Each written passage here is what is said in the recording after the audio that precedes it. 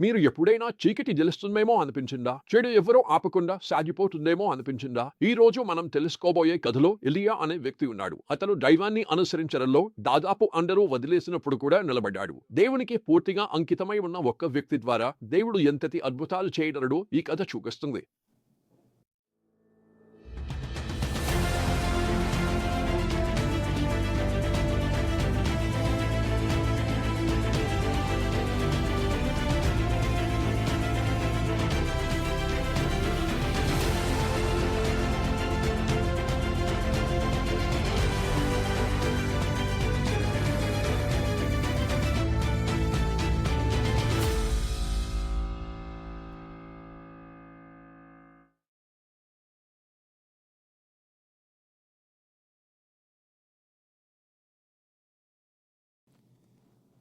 ఈ భాగం యొక్క హృదయం అద్భుతమైన నిజాన్ని వెల్లడిస్తుంది. దేవుని దృష్టి భూమి అంతటా ఆయనకు పూర్తిగా అంకితమైన హృదయాలను వెతుకుతుంటే ఆయనకు మెజారిటీ అవసరం లేదు. ఆయనకు అవసరం ఒక్క నమ్మకమైన వ్యక్తి మాత్రమే.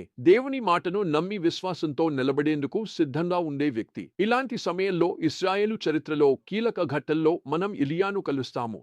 రాజు అహాబు దేశాన్ని లోతైన విగ్రహారాధనలోకి నడిపించాడు. బయల్స్కో ఆలయాలు కూడా నిర్మించాడు. కానీ అకస్మాత్తుగా గిలెయాదు ప్రాంతానికి చెందిన ఒక తెలియని వ్యక్తి రాజు ఎదుట ప్రత్యక్షమై ధైర్యంగా ప్రకటించాడు. ఇశ్రాయేలు దేవుడు యెహోవా సజీవుడై ఉన్నాడు. నేను ఆయన సేవకుడిని. నా మాట లేకుండా రాబోయే కొన్ని సంవత్సరాల్లో మబ్బుగాని వర్షంగాని ఉండదు. ఎలీయాకు ఇంత ధైర్యం ఎక్కడి నుంచి వచ్చింది? అతని విశ్వాసం దేవుని వాక్యంలో నిక్షిప్తమై ఉంది. ఏళ్ల క్రితం దేవుడు సొలొమోనుకు వాగ్దానం చేశాడు. అతని ప్రజలు విగ్రహారాధన వైపు మొగ్గితే వారు పశ్చాత్తాపపడే వరకు ఆయన ఆకాశాన్ని మూసివేస్తారని చెప్పారు. ఎలీయా తన సందేశాన్ని సృష్టించలేదు. దేవుడు ఇచ్చిన వాగ్దానంపై అతను నిలబడ్డాడు. అంతేకాకుండా దేవుడు ఎలీయాకు కిరిత్ రవీన్ వద్ద దాగిపోమని చెప్పాడు. అక్కడ మామూలుగా మృతదేహాలను తినే కాకులు అతనికి ఆహారం తెచ్చిపెడతాయి. దీని గురించి ఆలోచించండి. దేవుడు తన ప్రవక్తను పోషించడానికి అపవిత్ర పక్షులను ఉపయోగిస్తాడు. ఇది దేవుని సమకూర్పు అనుకోని మార్గాల్లో వస్తుందని బలమైన గుర్తు. ప్రతి ఉదయం, ప్రతి సాయంత్రం కాకులు రొట్టె, మాంసం తీసుకొచ్చాయి. ఇది ఎలీయాకు దైనందిన అవసరాలకు దేవునిపై ఆధారపడటం నేర్పింది.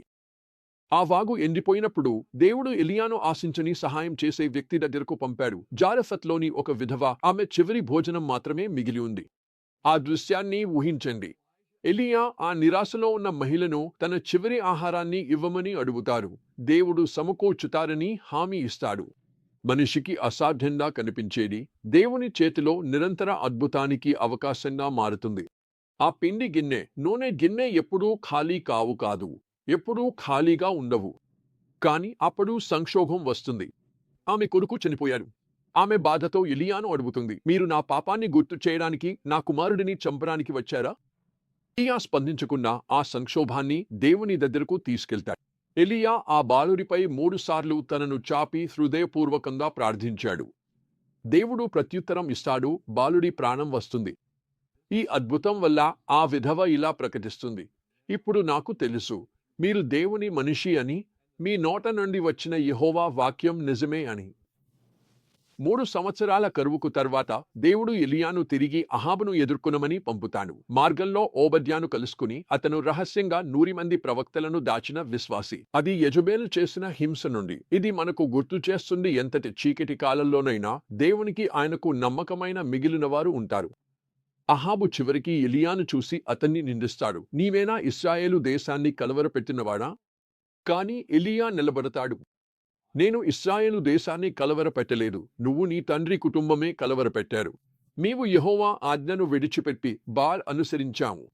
అప్పుడు అతను నిజంగా దేవుడిని నిరూపించుకోవడానికి కార్మెల్ పర్వతంపై ఒక పోరాటానికి అతన్ని సవాలు చేశాడు. మరి ఈ సత్యాలను మనం ఈ రోజుల్లో ఎలా వర్తించుకోవచ్చు? మొదట, మన విశ్వాసం భావోద్వేగాలు లేదా పరిస్థితులపై కాకుండా దేవుని వాక్యంపై, ఆయన వాగ్దానాలపై ఆధారపడాలి అని గుర్తుంచుకోవాలి. రెండవది, ఒంటరిగా ఉన్నట్టు అనిపించినా కూడా దేవుని కోసం నిలబడేందుకు సిద్ధంగా ఉండాలి. విశ్వాస మార్గం కొన్నిసార్లు ఒంటరితనంగా అనిపించవచ్చు. అయితే చివరికి మన విశ్వాసానికి ప్రతిఫలం లభిస్తుంది.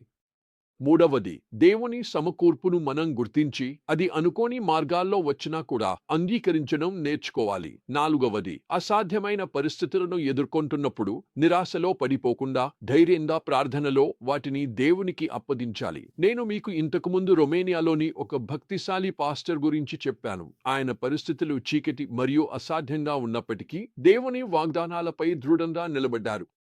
పాస్టర్ లిబియు ఓలా దేవుని వాక్యాన్ని నిషేధించబడినప్పటికీ గట్టిగా పట్టుకున్నారు. అసాధ్యంగా ఉన్నప్పటికీ ఆయన దేవుని ప్రజలను గొప్ప శక్తివంతమైన విషయాల కోసం దేవునిపై నమ్మకం ఉంచమని పిలిచారు. ఈ భక్తిశాలి పాస్టర్ దేశవ్యాప్తంగా పునరుజ్జీవనానికి నాంది పలికేలా చేశారు. మనకు కనిపించకపోయినా దేవుడు ఎప్పుడూ పనిచేస్తున్నాడు.